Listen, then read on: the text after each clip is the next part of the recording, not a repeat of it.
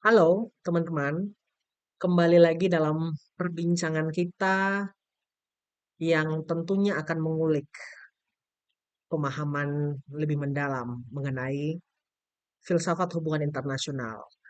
Dan saya yakin video ini akan menjadi lumayan kontroversial karena berupaya untuk menggugat kebenaran universal yang terbalut dalam kultur Kristiani diyakini sepanjang sejarah oleh jutaan orang. Namun ketika ditilik kembali, ternyata relevansinya itu begitu terasa. Dan ini juga berkaitan dengan yang sempat saya sebutkan tadi, menganalisisnya dari kacamata filsafat hubungan internasional. Sehingga video ini sengaja dibuat untuk kembali merangsang pikiran, khususnya bagi seluruh penonton, agar mampu untuk menantang eksistensi dari uh, hegemoni yang Allah biarkan terjadi. Beberapa waktu yang lalu, saya bergulat dalam kognisi ketika tersadar bahwa ketika sejarah dievaluasi kembali, maka hierarki adalah salah satu akar dari konflik yang berkelanjutan. Struktur yang tercipta dari hal itu berupaya untuk menindas, mendisiplinkan, bahkan mengontrol perilaku manusia. Nah, sehingga mari kita coba telaah secara reverse, secara terbalik. Dalam salah satu literatur kitab suci, dalam hal ini Alkitab. Bahkan ketika ditilik dalam folklore yang diteruskan sepanjang generasi, ada salah satu tokoh malaikat yang sangat disegani sebenarnya dalam literatur-literatur keagamaan, literatur religi. Namanya adalah Lucifer, sang bintang fajar itu. Seorang malaikat yang sebenarnya dalam kedudukan struktur surgawi, dia punya hierarki yang tinggi dan dihormati. Namun, keberadaannya sepanjang sejarah selalu diidentifikasikan sebagai seorang pemberontak yang mencoba untuk menggugat otoritas Allah. Mari coba kita lihat fenomena ini sebagai salah satu kejadian yang tidak hanya melahirkan narasi pemberontakan kosmik, tapi juga mencerminkan realitas politik global sepanjang sejarah, teman-teman.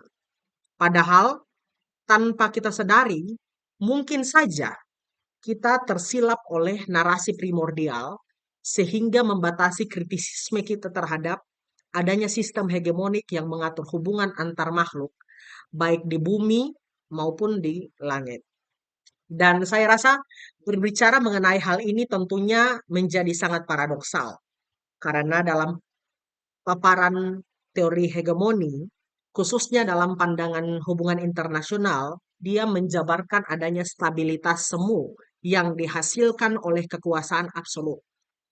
Nah, dalam konteks harmoni keilahian, ketika kita melihat Tuhan sebagai hegemoni sorgawi, kelirukah kita melihat atau memandang keberadaan Lucifer sebagai seorang aktor revisionis yang mencoba untuk menantang ambivalensi struktural itu.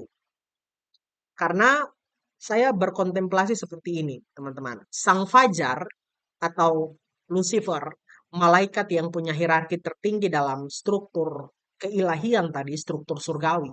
Dia sebenarnya hadir untuk menyimbolkan determinisme dan juga resistensi negara-negara yang mencoba untuk menolak berbagai tatanan dunia yang berbasis hegemoni dan dominasi. Sehingga saya rasa dia harusnya dipandang sebagai figur mula-mula yang menegasikan multipolaritas. Artinya ada suatu dorongan untuk mau mendistribusikan kekuasaan itu secara adil. Nah, hal ini yang menjadi variabel yang membuat saya, khususnya kognisi saya itu tergerogoti bahwa realitas mengenai stabilitas itu selalu ditegaskan melalui satu proses penundukan. Nah, kritik yang sama selalu diajukan oleh negara-negara kecil terhadap negara-negara adidaya itu.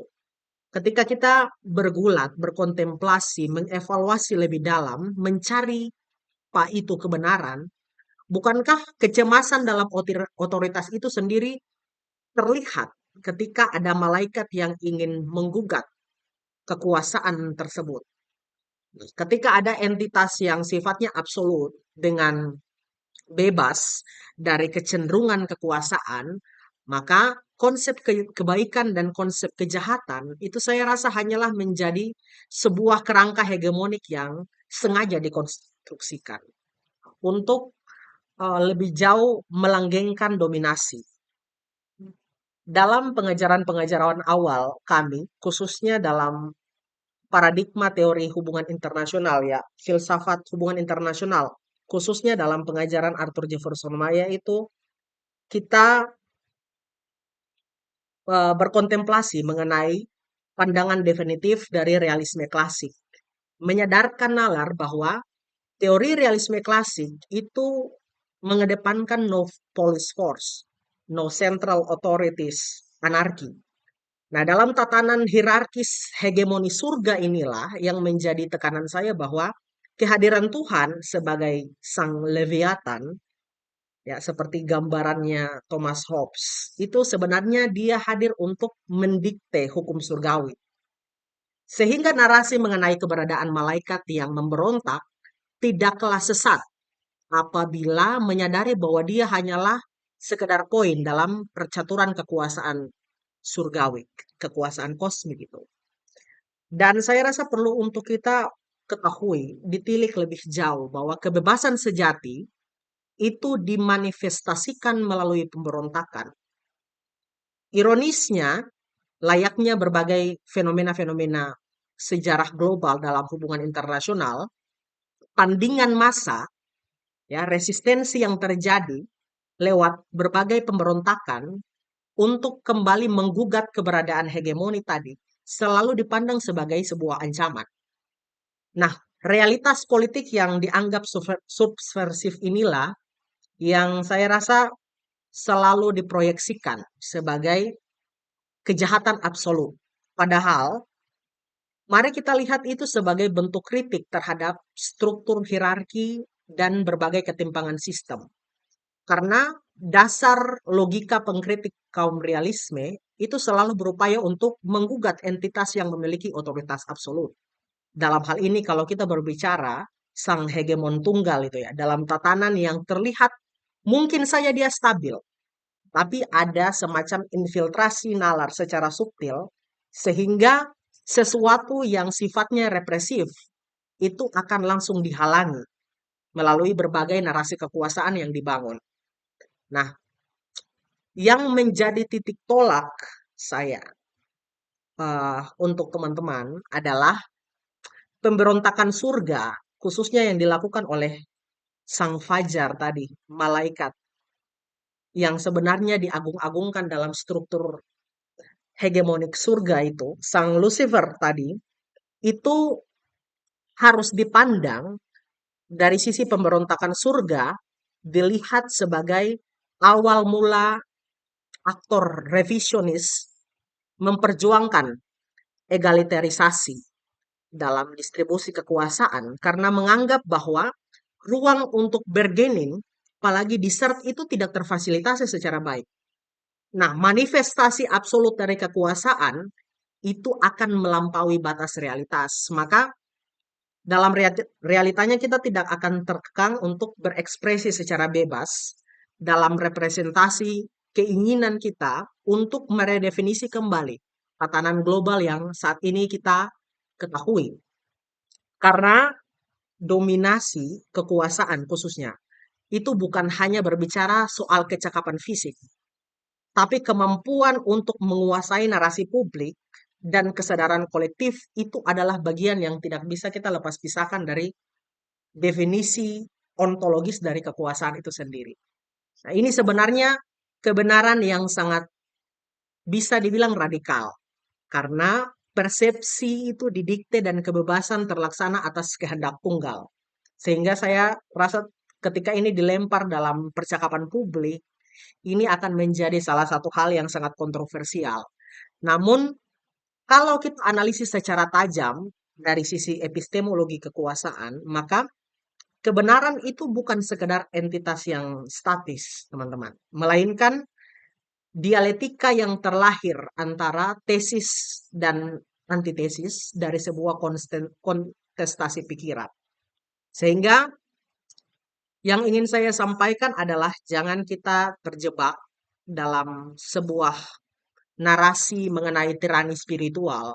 Di sisi lain, ketika kalau kita gunakan teori konstruktivisme dalam hubungan internasional, jika digunakan sebagai fondasi, sebagai kritisisme terhadap identitas dan norma, maka pijakan awal tentang pemberontakan surga adalah bentuk ontologis dari kemewasan pikiran. Bahwa kekuasaan itu dilanggengkan oleh sebuah konstruksi ideologis. Sama ceritanya seperti ketika negara-negara itu dia mencoba untuk menolak kembali norma identitas yang bias terhadap kepentingan sang hegemon. Dalam hal ini negara-negara adidaya yang punya relasi kuasa masif. Realitanya yang ditemui ketidakadilan itu seringkali muncul akibat justifikasi dari norma universal tersebut. Sehingga paradigma konstruksi mengenai identitas aktor itu dibentuk oleh narasi, wacana. Sehingga entitas malaikat yang tadi sempat saya sebutkan di awal, yang awalnya sebenarnya dia adalah entitas yang baik, ditekuk oleh narasi ketuhanan yang membuatnya menjadi jahat. Sehingga literasi primordial, khususnya dalam pengajaran-pengajaran di kitab suci, dalam hal ini Alkitab, literasi primordial inilah yang mengajarkan kita tentang pionir egaliter kosmik. Keberanian untuk menggugat status quo demi memperoleh kebebasan berpikir, kebebasan berekspresi. Oposisi yang loyal terhadap tuntutan bagi legitimasi moral, khususnya dalam hal kekuasaan, itu memang dia selalu menggugah hati. Namun tatanan hierarkis yang selalu hadir, khususnya dalam dramaturgi surga, itu bisa kita analogikan sebagai imperialisme dalam studi hubungan internasional. Karena dalam susunan sistem yang begitu hegemonik, akan terdapat koloni-koloni yang dalam perkembangannya, dia akan mencoba untuk menguji konsistensi berpikir terhadap imperialisme itu sendiri. Karena mereka sadar bahwa kosmos yang tercelup dalam pusaran imperialisme akan melahirkan sebuah subordinasi, bahkan memonopoli definisi dari kebenaran. Sehingga apa yang kita anggap benar, apa yang kita anggap sebagai narasi universal, dia tidak lebih dari infiltrasi kekuasaan. Makanya pemaknaan narasi tunggal atas dunia yang membuat malaikat memberontak dengan tuntutan atau agar menghidupkan kembali pluralisme yang tujuannya sebenarnya baik untuk menghidupkan kembali kemungkinan di mana semua makhluk itu merajut eksistensinya sendiri.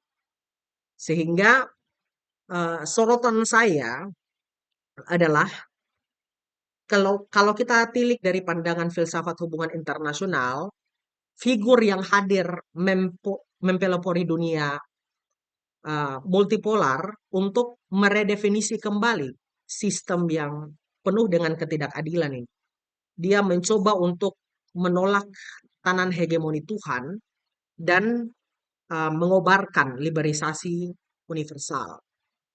Dan marilah coba kita mengubah kembali paradigma bernalar bahwa ini sebenarnya adalah kisah purba yang mencoba untuk menggugat dominasi kekuasaan. Namun sepanjang sejarah tentunya kita tahu bahwa narasi keagamaan itu selalu memiliki basis kekuatan yang kuat dalam civil society. Sehingga wacana itu sengaja dikerdilkan, khususnya maknanya, sehingga aktivitas untuk membuka ruang diskursus dan membuka dogma akan dipandang sebagai penistaan bagi manifestasi ketuhanan. Ini yang menjadi sebuah uh, semacam kejanggalan berpikir kita. Hal-hal yang seharusnya membuka fasilitas berpikir secara kritis itu dibatasi oleh tradisi, kultur, sehingga perbincangan seperti ini akan dianggap sebagai penistaan dari sisi keagamaan.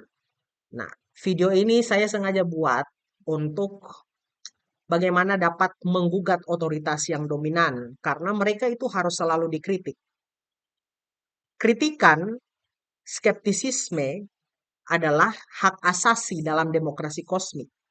Dan narasi semesta yang lahir melalui pemberontakan surga, khususnya yang dilakukan oleh Lucifer kepada Tuhan, itu akan menjadi semacam simbol transendental sebagai pengingat bagi kita semua bahwa hierarki dia akan selalu menjadi akar konflik karena menjelma menjadi sebuah tatanan hegemoni yang jatuhnya sangat menindas. Sehingga jangan heran apabila pemberontakan itu bisa terjadi karena itu bukanlah fenomena disloyalty, tapi manifestasi dari hasrat untuk kembali menemukan keadilan. Gitu. Jadi, mari kembali maknai kehadiran narasi-narasi, khususnya literatur kitab suci, itu sebagai bentuk pengajaran dan pesan sejarah bagi kita bahwa kebenaran universal itu tidak boleh diterima secara mentah-mentah karena ada selalu wacana yang terselubung di dalam. Dan wacana itu sengaja dikonstruksikan oleh kekuasaan demi menginfiltrasi pikiran, mendisiplinkan nalar, dan bahkan mengontrol perilaku manusia. Demikian teman-teman, selamat beraktivitas. Semoga video ini menginspirasi teman-teman semua. Terima kasih.